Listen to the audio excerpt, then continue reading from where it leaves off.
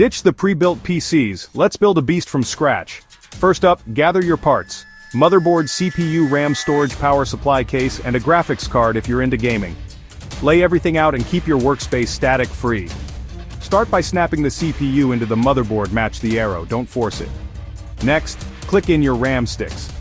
Slide your motherboard into the case and screw it down. Pop in your storage drive, SSD or HDD, your choice. Now plug in the power supply, connect all the cables and make sure everything's snug. If you've got a graphics card, slot it in and screw it tight. Double check all connections before powering on. Hit that power button if it boots, you did it.